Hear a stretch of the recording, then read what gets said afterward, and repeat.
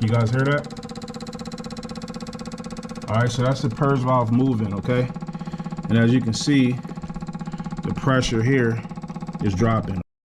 All right, y'all, welcome back to Philly D's Garage.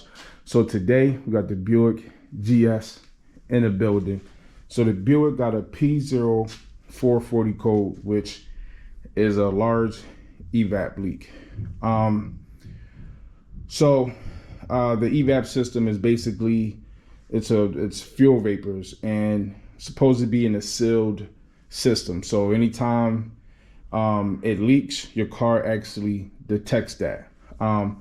So the first thing I did was I hooked up my Evap machine and I put smoke in the system. So on this car here, you got a port right here that you can hook your adapter up, and you can insert the smoke right there. And then what that'll do is it'll fill your entire system up. But first, what you want to do, if you got a scanner like this or some type of bi-directional scanner, you want to close, make sure your purge valve is closed, which on this car is right here. That should already be closed anyway. And then you want to close the vent valve. Let me show y'all where the vent valve is at on this car real quick. All right, so we're on the driver's side, rear bumper, and on this car, and most W body cars, all W body cars, the vent valve is right there. So this is basically the back of the system, and then the purge up front is the front of the system, and they both close. Both these solenoids will close, and that's what seals the Evap system. So let me take you back up front and continue up there. All right, y'all, so I want to elaborate a little bit on what I just said about the vent valve. So most cars, the vent valve is always in the back, all right? And then most cars, usually the purge valve is up front, but on some cars, the purge valve is underneath the car. So depending on what type of car you have, you just have to look for it, all right? But it's usually in the purge is usually in the front, the vent valve is usually in the back. So now, like I said, I done already smoke test the car. I didn't find any leaks. I didn't see any leaks, and I looked for a while. Sometimes Evap leaks can be really hard to find, and it could take a lot of time to find it. So I took more than enough time looking for this leak. So I know I don't have a leak. Now, I looked real hard because I just changed this purge valve not too long ago, like maybe 2 to 3 years ago. And usually on these GMs, that's what go bad, these purge valve and the vent valve. So, and that's usually for most cars. Usually that's what goes wrong with the Evap systems. But being back on the East Coast, you know, things are starting to get rusty on this car. So I'm like, maybe I got a small leak in the vent line in the back or something. So I got a smoke machine, so I said, why not just smoke the system? So I didn't find anything. So now I'm suspecting that it's definitely the purge valve again or the vent valve. Now you also want to check, hold on, let me turn the key on. Now you also want to check your pressure sensor, because at first, when I first got the code, being as though I already replaced the purge valve not too long back, I'm like, well, maybe something's wrong with something else. So I went to check the fuel pressure sensor, and you want to confirm that too. And on here, you can actually do that. So let me just pull this up and show you guys. All right, so now the reason why you want to test your sensor and the system in general, because if you just assume that it's one thing and it end up being something else, now you just out of buying a part.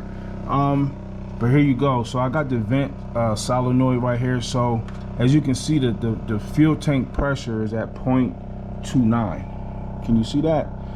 All right, so now if I close this vent valve, which I'm gonna do now, remember the vent valve is in the back of the car, okay? The purge valve is already closed because it's not commanded on. That's the only time the purge valve opens is if the computer tells it to. So we're gonna close this, hold on, the vent valve, All right, so now the vent valve is closed. All right, so y'all see it's still at 0.29. So right now we're testing my pressure sensor to make sure that's right. So now we're gonna come up front, let some smoke into the system. And now as you can see, the pressure is gonna start going up. All right, y'all see that? It's already above 1 pound. Fuel tank pressure. It's already going up. So that's telling me that my sensor is reading. So now if that sensor is bad on this car, you have to take the back seat out and you can assess the fuel tank sensor from there. But on a lot of other cars, you got to drop the fuel tank. So just to be aware of that. So you want to make sure this sensor is working properly. So now, as y'all can see, it's up to 269 and the voltage is dropping. So that sensor is working. So we're going to turn this off. And if you open up the vent valve, you're going to see that that number is going to drop. So we're going to open the vent back up. It's open and you can see that pressure is dropping. All right, it's going down.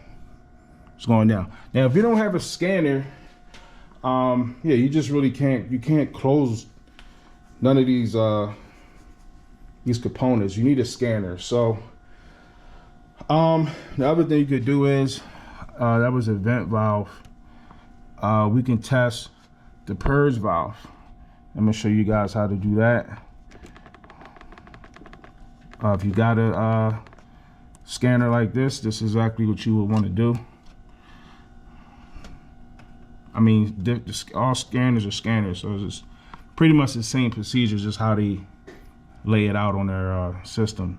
So we already pretty much confirmed that the tank sensor was good. We just confirmed that. All right, so now, right now in this test, the vent solenoid is already closed. That's the one that's in the back, and now we're controlling the purge valve right here. So we're gonna, the key's on, so we can still open the purge valve from here. So what we could do is turn this back on. All right, so we're gonna let that fill back up a little bit with pressure. All right, so I went to go get some more light because I'm gonna show you guys how to take that purge valve off. So I done got the pressure built all the way up to 429.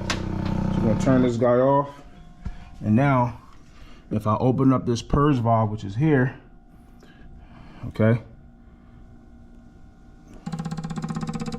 you guys hear that? All right, so that's the purge valve moving, okay, and as you can see, the pressure here is dropping. All right, so we're going down to 2. Pressure is definitely dropping. Now the thing with these purge valves, just because you can hear it doesn't mean it's not slightly stuck closed or not slightly stuck open. So just because you can hear it and it's actually releasing the pressure the way it should, does not mean that it's actually a good purge valve. So I'm gonna show you how to take it off next. All right, so on these 3800s, to get these purge valves off, you got a connector here. You just pull that connector up and pull it back and take that off. Then you got a hose here. You peel this back and pull it off. You got another one right here. Same thing, you squeeze the tab and pull it off. And then you slot this up off the bracket. Now it'll be the same procedure on most cars. You're gonna have a hose on both ends. All right, I wasn't gonna video me taking this off, but I ended up taking it off anyway. All right, so now I got this guy. Of course, I'm working with one hand. Got it. Bam. So now I'm gonna show you guys how to test this thing. Now you actually saw that this purge valve was actually functioning, right? Like it actually showed you that. I opened up the valve and the pressure was dropping. So it is working, but I'm gonna show you how, even though it was working on the scanner just now, it's still slightly not bad, because I got a feeling that this purge valve is the problem. So I got my mini vac here. As you can see, this can do pressure or it can do vacuum. So we're gonna put it on, we'll put it on pressure first. Yeah, we put it on pressure first. All right, so I got the hose hooked up here, and I got the hose I'm sticking on this side. This is the vacuum side that's pulling from the engine.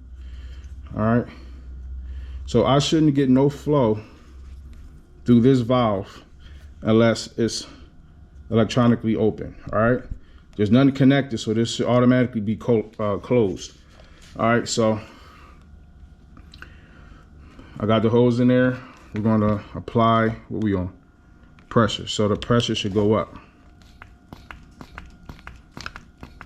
See, the pressure can't go up because it's blowing right out on this other side, which it shouldn't do. So if you don't have a scanner, you can do this test with a vacuum gauge. I can actually feel this air blowing out on this side. Not supposed to do that. Now, if you don't have one of these gauges, you can actually just take it off and blow into it. You're not supposed to feel anything on this side, like I said. So I can actually feel the pressure coming out on that side. So it's intermittent. This purge valve is intermittent, so it's definitely the problem. So if you don't have one of these, you can just suck on it or blow through it. You shouldn't get any flow through this. So yeah, so that's how you test a purge valve. Now, what I'm going to do is I'm going to order me a new purge valve, because I don't have the new purge valve yet. But that purge valve is definitely the problem. So yeah, if you guys enjoyed the video, hit the like button, subscribe to the channel, share the video, and I'll check you on the next one.